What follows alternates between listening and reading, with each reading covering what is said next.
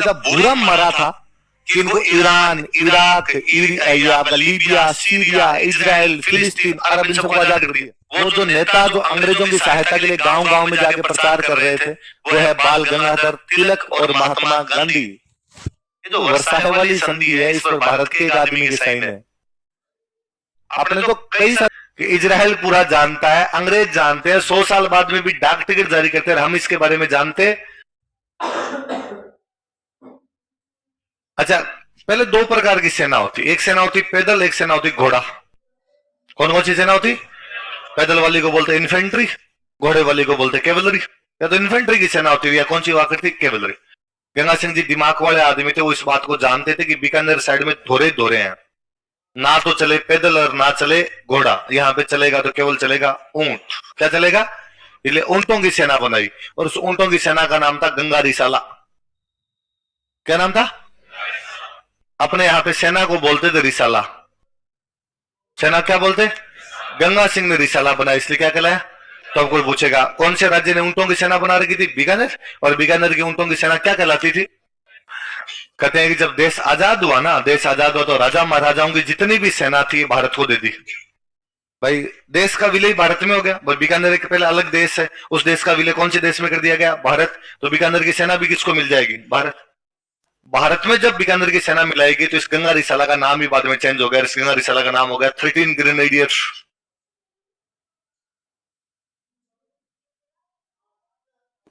क्या नाम होगा इसका? आज भी हमारे आर्मी की जो 13th ग्रेनेडियर है वो वास्तव में क्या है? गंगा रिसाला है। लेकिन आर्मी ने काम किया, आर्मी ने क्या किया? फौजियों को तो ले लिया, ऊंट बेच दिए। आर्मी ने कहा ऊंटों का अब क्या काम है? ऊंट नीचे ले जाओ, ले जाओ तुम्हारे ऊंट, फौजी फौजी सारे इधर आ जाओ। तो फौजी तो इंडियन आर्मी में शामिल हो गए, ऊंट घर पे आ गए। 1965 में भारत पाकिस्तान का युद्ध होता है, पाकिस्तान जैसलमेर वाले फ्रंट को लड़ता है। इधर इधर ना चले जीप, घोड़े तो थे नहीं, अब तो जीपें आ गई थी, साधन आ गए थे, लेकिन अब ये भी नहीं चले। तब उनके आज बना रहे 1965 में। यहाँ के एक राजा ने तो बहुत टाइम पहले बना ली थी। कहाँ के राजा ने की? बीकानेर। इसलिए बीएसएफ में एक टुकड़ी का नाम ही रखा गया बीकानेर कैमल कॉप्स। क्या नाम रखा गया? तो बी वॉर भी लड़के आई थी और सेकंड वर्ल्ड वॉर भी लड़के आई थी, दोनों विश्व युद्धों में भाग लिया था। लिखो और बताऊं, देखो किसकी तरफ से लड़ने गई होगी? अंग्रेजों के। फर्स्ट वर्ल्ड वॉर कब से कब तक होता है आपका? 14 से। अंग्रेज वास्तव में 5 देशों के खिलाफ लड़ रहे थे। कौन कौन से 5 देश है? बुल्गारिया और टर्की। ये 5 एक तरफ, बाकी पूरी दुनिया एक तरफ। ये 5 एक तरफ, बाकी पूरी दुनिया युद्ध में शामिल हो गई, इसलिए बोलते हैं विश्व युद्ध। क्या बोलते हैं?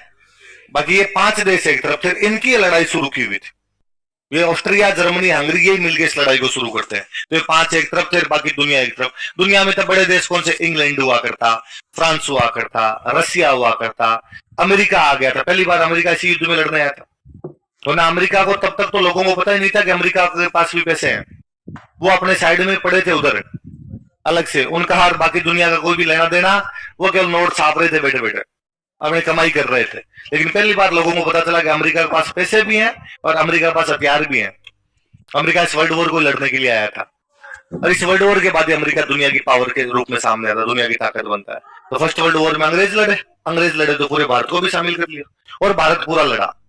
फर्स्ट वर्ल्ड वॉर में अपने खूब सारे लोग लड़ने के लिए गए थे, और खूब सारे लोग शहीद हुए अंग्रेजों की तरफ से। वो जो लोग अपने शहीद हुए थे उनके सम्मान में अंग्रेजों ने बनाया इंडिया गेट। क्या बनाया? इसलिए दिल्ली के इंडिया गेट पे उन लोगों के नाम लिखे हुए जो फर्स्ट वर्ल्ड वॉर और सेकंड वर्ल्ड वॉर में शहीद हुए, अंग्रेजों की तरफ से लड़ते हुए। किसकी तरफ से? आजादी के बाद में जो हमारे शहीद हुए उनके नाम लिखे हुए अमर जवान ज्योति। कहां लिखे हुए? और आजादी से पहले वाले जो हमारे शहीद अंग्रेजों की तरफ से लड़ते हुए उनके नाम कहां लिखे हुए? कहां पे? इंडिया। तो इंडिया गेट किस लिए बनाया गया?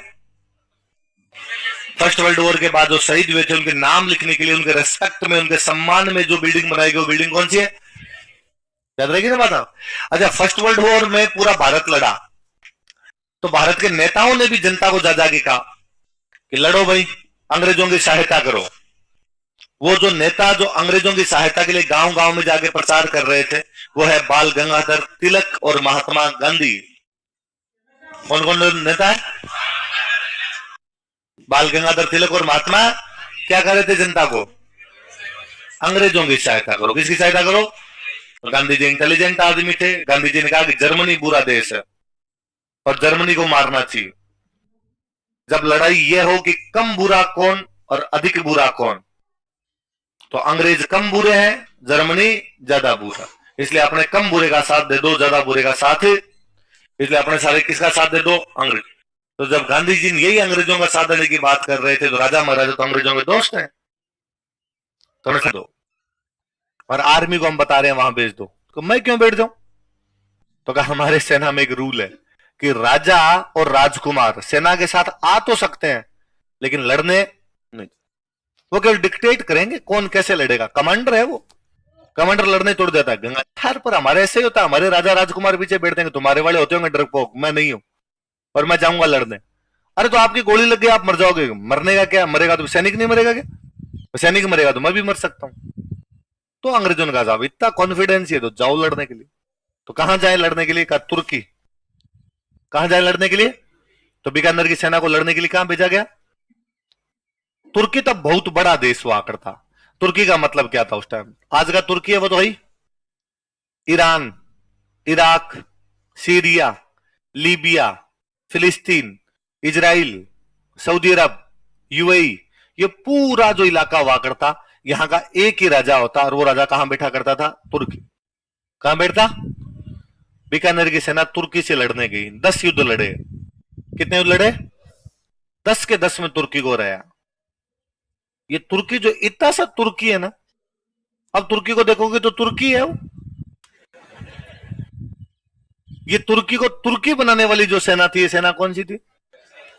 इतना बुरा मरा था कि इनको ईरान, इराक, ये आपका लीबिया, सीरिया, इजराइल, फिलिस्तीन, अरब, इन सबको आजाद कर दिया। आजाद हो जाओ, तुम क्या करोगे? तुर्की के साथ में रह गए। तुर्की को तुर्की रहने दो अपने, तो उसको बापड़े को पूरे को अलग कर दिया था। और केवल गंगा रिसाला नहीं, अपने तो कई सारे राजाओं की सेना गई, कई गजब वाले युद्ध जीते हुए, पर हम उन युद्धों के बारे में क्यों नहीं जानते? क्योंकि वो युद्ध हमने अंग्रेजों की तरफ से लड़ते हुए जीते। किसकी तरफ से? और हमारी हिस्ट्री कहती है कि अंग्रेज बुरे हैं। हमारी पूरी हिस्ट्री एंटी ब्रिटिशर्स है, अंग्रेजों के खिलाफ है। इसलिए यदि अंग्रेजों की तरफ से कोई अच्छा काम हुआ, वो हमारी हिस्ट्री किताबों में है ही नहीं। इजराइल में एक शहर पड़ता, उस शहर का नाम है हाइफा। क्या नाम है शहर का? हाइफा। हाइफा नाम करके एक शहर पड़ता है। कहां पर पड़ता है? इजराइल। 1918 की बात है। कब की बात है? हाइफा पे दो देशों ने कब्जा कर लिया, जर्मनी और टर्की। कौन कौन से दो देश कब्जा कर लेते? ये दोनों साथ में लड़ रहे हैं ना, तो जर्मनी और टर्की ने कब्जा कर लिया। कौन से देश पे? कौन से शहर पे? हाइफा। अंग्रेजों को कब्जा छुड़वाना है, इसलिए अंग्रेजों ने यह कब्जा छुड़वाने के लिए 3 राजाओं की सेना भेजी, हैदराबाद, मैसूर, जोधपुर। किस किस की सेना भेजी? मैसूर, जोधपुर। कहां का कब्जा छुड़वाने के लिए? जहां पे कब्जा करके कौन बैठे? जर्मनी और टर्की। किस साल की बात है? एक शहर है, उस शहर को आजाद करवाना। कौन कौन सेना गई अपने? हैदराबाद, मैसूर। लड़ने के लिए 2 ही जाएंगे, तुम बाद में देखेंगे तुम्हारा क्या करना है। तो लड़ने के लिए 2 बटालियन आगे बढ़ाएगी। कौन कौन सी? जर्मनी और और जोधपुर और मैसूर। किसे लड़ने के लिए? जर्मनी और टर्की। अभी ये 2 है, एक तो जोधपुर और एक कौन सी है? मैसूर। अब इनमें पहले अटैक कौन करेगा और बाद में कौन करेगा? क्या पहले अटैक करे जोधपुर। पहले अटैक कौन करेगा? जोधपुर से पार नहीं पड़ी तो कौन करेगा? मैसूर। और मैसूर से पार नहीं पड़ी तो बाद में कौन फाइनली कौन कर देगा? हैदराबाद। हैदराबाद स्टैंड बाई है, तू पीछे बैठा रहे, इन 2 को उतारा जाए। जोधपुर अकेला जर्मनी टर्की को रहता है। उसमें भी जर्मनी टर्की वालों के पास में थी तोप। क्या थी? अपने वालों के पास थे बाले, बंदूकें भी नहीं थी ढंग की। वो छोटी मोटी बंदूकें, भाले, तलवारें लिए थे, उसके बावजूद जर्मनी टर्की दोनों को एक साथ हरा के आ गए थे। कौन सा शहर आजाद करवाया? कौन कौन से 3 राज्यों की सेनाएं उतारी थी? हैदराबाद, मैसूर। लड़ने के लिए कल कौन सी गई थी? अंग्रेजों ने कहा कि चलो भाई लड़ने के लिए भेजे, हमने 3 थे, लेकिन काम एक कौन से नहीं कर दिया था हमारे, तो जो अंग्रेजों ने उस युद्ध की जीत की याद में दिल्ली में एक सर्किल बनाया, 3 मूर्ति सर्किल। कौन सा सर्किल बनाया? सर्किल पे 3 मूर्तियां लगाया। 2018 में इस युद्ध पे डाक टिकट जारी किया। क्या जारी किया? और डाक टिकट को लिखा था जोधपुर रेजिमेंट। जोधपुर का सिपाही खड़ा है, घोड़े के ऊपर बैठा हुआ है, नीचे लिखा था जोधपुर रेजिमेंट, इधर लिखा हुआ बैटल ऑफ हाइफा। 100 वर्ष पूरे करने पर इजराइल के प्रधानमंत्री ने अपने प्रधानमंत्री को कहा कि जोधपुर से बंदे भेजो हमारे कार्यक्रम में। तो अपने वालों को पता चला कि जोधपुर से बंदे क्यों, क्या कराओगे? कोई मिर्ची बड़े बनवाने हैं तुमको? साफे वाफे बंधवाने हैं तुमको? हारेगा नहीं। हमारा एक शहर इन्होंने आजाद करवाया था जोधपुर वालों। क्या बात करते हो, कौन सा शहर? हाइफा। सर हम तो जानते ही नहीं। तो कोई जानकार था, उसने कहा कि सर वो जो अपने दिल्ली में 3 मूर्ति सर्किल है ना, हाँ वही युद्ध की जीत की याद में है। इसलिए मोदी जी उस दिन शाम को गए और जाके 3 मूर्ति सर्किल का नाम बदल के हाइफा सर्किल। क्या नाम किया उसका? तो कितने हैरतंगेज प्रदर्शन है कि इजराइल पूरा जानता है, अंग्रेज जानते हैं, 100 साल बाद में भी डाक टिकट जारी करते हैं, हम इसके बारे में जानते। तो जैसे जोधपुर रेजिमेंट कौन सा शहर आजाद करवा के, वैसे ही गंगा रिसाला यदि किसी देश को हरा के थी तो कौन सा देश था? कौन सा देश है? तुर्क। अब भाई साहब युद्ध खत्म हो गया। युद्ध खत्म होने के बाद में कहा कि भाई जिन्होंने युद्ध छेड़ा है, कौन कौन से देश युद्ध छेड़ने वाले? Germany, Austria, Hungary, Bulgaria, Turkey. इनके साथ क्या किया जाना चाहिए? जिसने गलती की है उनको सजा मिलनी चाहिए, इनको सजा दो भाई। सजा देने के लिए मीटिंग कहां पे करें? तो मीटिंग बुलाई गई पेरिस। कहां पर बुलाई गई? Paris peace conference. Paris peace conference 1919। कब बुलाया गया? पूरी दुनिया से 32 लोग बुलाए गए। पूरी दुनिया से कितने लोग बुलाए गए? केवल 32 आदमी यहां पर बैठ के चर्चा करेंगे कि इन देशों को क्या करना चाहिए, क्या नहीं करना चाहिए। उन 32 में अपने इंडिया से एक आदमी बुलाया गया था, गंगा सिंह। कौन बुलाया गया? गंगा सिंह पूरी दुनिया का एकमात्र आदमी है जो वर्ल्ड वॉर भी लड़ा और शांति सम्मेलन में भी गया, है ना। वरना होता उल्टा होता है। होता क्या है? युद्ध कौन लड़ता है? सेना। संधियों में कौन जाते हैं? नेता। युद्ध कौन लड़ता है? संधियों में कौन, संधियां समझौता करने के लिए कौन जाता है? आप कभी सुनो कि भारत पाकिस्तान के बीच 1971 में युद्ध हुआ। युद्ध में हमारा थल सेनाध्यक्ष कौन था? कि सेम मानेकशॉ। कौन थे? कि शिमला में समझौता हुआ 1972 में, किसने किया? इंदिरा गांधी। क्योंकि समझौता करने के लिए हमेशा कौन जाएगी? नेता जाएगा या नेता जाएगी। और हमेशा युद्ध करने के लिए कौन जाएगी? सेना जाएगी। तो गंगा सिंह एकमात्र आदमी है जो युद्ध में भी गया था और समझौते के अंदर भी गया था। केवल पूरी दुनिया से कितने लोग आए? उन 32 लोगों ने बैठ के वहां पे डिसाइड किया कि जर्मनी पे कितने जुर्माने लगाओ, बुल्गारिया पे कितने लगाओ, ऑस्ट्रिया पे कितने, टर्की पे कितने और हंगरी पे कितने। पहले डिसाइड कर लिया। अब डिसाइड करके इनके साइन करवाओ कि तुम्हें ये सारी बात माननी, तुम इतने रुपए दो, ये करो वो करो। तो साइन करवाने के लिए अलग अलग शहरों में साइन करवाई। डिसाइड तो कहां पे किया? पेरिस। साइन करवाए अलग अलग। जैसे टर्की वालों से साइन जिस शहर में करवाई उस शहर का नाम था सेब्रे। क्या नाम था?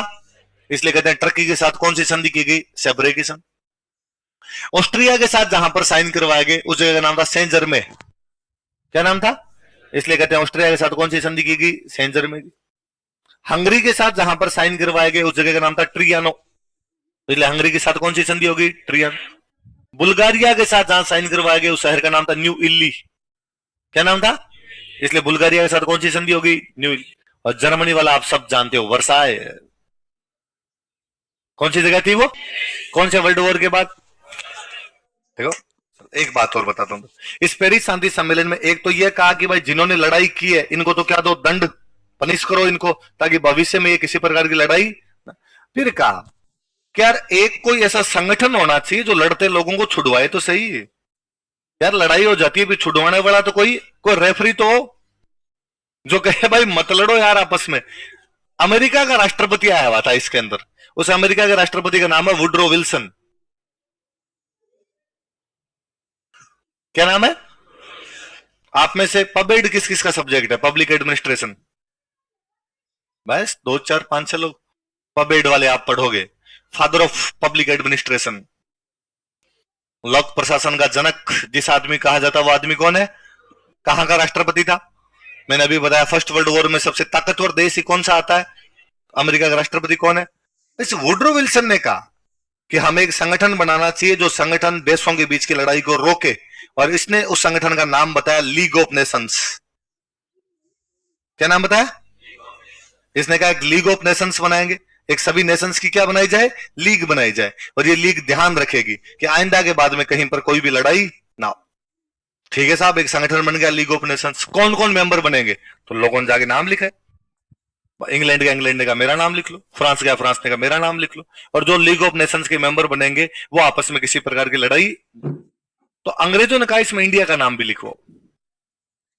किसका नाम लिखो, इंडिया का नाम भी लिखवाया जाना चाहिए। तब इंडिया को बोलते ब्रिटिश इंडिया। अंग्रेजों वाला भारत, भारत है पर भारत पर कब्जा किसका है, अंग्रेजों, तो इसको क्या बोला करते, ब्रिटिश। अंग्रेजों ने जिस आदमी को साइन वो इसमें नाम लिखवाने के लिए भेजा, उस आदमी का नाम है मोंटेग्यू।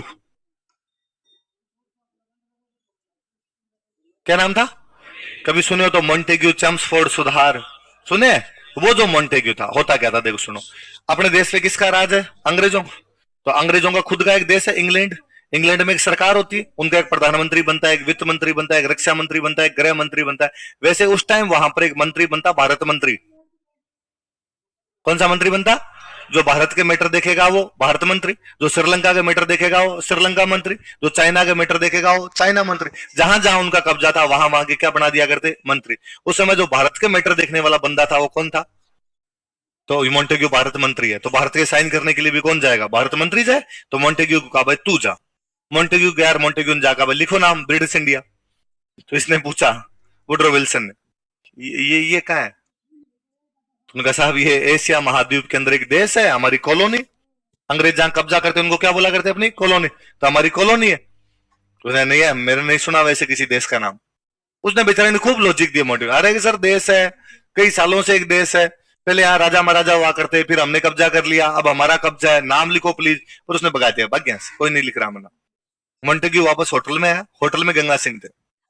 तो गंगा सिंह ने पूछा क्या हुआ, तो उसने कहा वो वुडरो विल्सन लिखने के लिए तैयार नहीं। एक तो वुडरो विल्सन और एक फ्रांस का प्रधानमंत्री हुआ करता क्लीमेंसु। क्या नाम था, मीटिंग पेरिस में ही हो रही है, तो किसकी चल रही है, क्लीमेंसु की, फ्रांस वालों की चली। और क्लीमेंसु के बारे में कहा जाता है कि दुनिया का सबसे तेज तर्रार राजनीतिज्ञ हुआ है। आज दिन तक का दुनिया का सर्वाधिक वो कनिंग पॉलिटिशियन कोई हुआ है तो वो कौन है, इसलिए क्लीमेंसु कहते हैं राजनीति का चीता। क्या था राजनीति का, तो क्या यार वो क्लीमेंसु और वुडरो विल्सन मान ही नहीं रहे। तो गंगा सिंह ने कहा तुझे बताना चाहिए था कि यार ये इस प्रकार की बातें हमारे देश के बारे में, यार तुझे क्या लगता है, मैंने नहीं बताई, सारी बताई पर मानने के लिए तैयार ही नहीं। तो गंगा सिंह ने कहा मैं ट्राई करके देखूंगा और मैं बातचीत करूं। तो मोंटेग्यू ने कहा आज मैंने बेइज्जती कराई है, कल तू करा ले, मैं तेरी बेइज्जती नहीं बताऊंगा और तू मेरी। तो अगले दिन नाम लिखवाने के लिए कौन गए, मोंटेग्यू अपनी डायरी में लिखता है कि मुझे नहीं पता कि गंगा सिंह ने वहां पर जाकर क्या बात की और क्या बात नहीं की, पर 2 मिनट बाद गंगा सिंह पेन उठा के साइन कर रहा था। इसका मतलब उसने 2 मिनट की बात में उनको कन्विंस कर लिया और भारत का नाम उसमें लिख। मुझे नहीं पता वो क्या बात कर रहा था, और मैंने देखा कि साइन करने के बाद वो खड़ा हुआ, और खड़ा होने के बाद उसने क्लीमेंसु से हाथ मिलाया, और कई देर तक वो क्लीमेंसु का हाथ पकड़ के खड़ा रहा और उससे बातचीत करता रहा। मैंने नहीं पूछा कि इनसे तूने क्या बात की थी। अगले दिन मैं होटल के कमरे में थोड़ा लेट उठा। लेट उठने के बाद मैं गंगा सिंह के कमरे की तरफ उससे मिलने के लिए गया। तब मुझे पता चला कि गंगा सिंह पेरिस के जंगलों में शेर का शिकार करने के लिए गया है, साथ में क्लीमेंसु है, साथ में लोकतंत्र आ रहा है। दुनिया में क्या आ रहा है, डेमोक्रेसी। पेरिस शांति सम्मेलन में एक बात तो जोर शोर से की गई, सेल्फ गवर्नमेंट। किसकी बात की गई, लोगों की गवर्नमेंट खुद की होनी चाहिए। जैसे पहले जर्मनी ने एक देश पे कब्जा कर रखा, पोलैंड।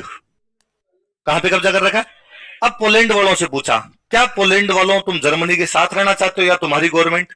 पोलैंड वालों ने कहा भाई हम जर्मनी के साथ नहीं रहेंगे, हम पोल है और पोलों की सरकार अलग होनी चाहिए। जैसे एक कोई देश था सर्बिया। कौन सा देश था, सर्बिया के लोग कौन है, सर्ब, और सर्बों ने कहा हमारा देश अलग से होना चाहिए। तो कहा जो लोग किसी दूसरे के साथ रहना ही नहीं चाहते उनको उनकी सरकार बनाने का अधिकार हो। अपनी सरकार क्या होगी, अपने आप में सेल्फ गवर्नमेंट। तो गंगा सिंह को ही लगता है कि हाँ यार बात सही है। ये पेरिस से वापस आ रहा है, इटली रुका हुआ है। कहां पे रुका हुआ है, इटली की राजधानी कौन सी, रोम से अंग्रेजों को लेटर लिखता है। तो लेटर का नाम ही पड़ गया रोम नोट। क्या नाम पड़ गया, रोम नोट लिखता है। इस रोम नोट के अंदर वो अंग्रेजों को कहता है कि जब सबको ही सेल्फ गवर्नमेंट दी जाए तो वाई नॉट इंडिया, इंडिया को क्यों ना दी जाए। तो किसी राजा ने भारत के लिए स्वशासन मांगा था। वो राजा कौन था, अपने कौन से लेटर में देखो,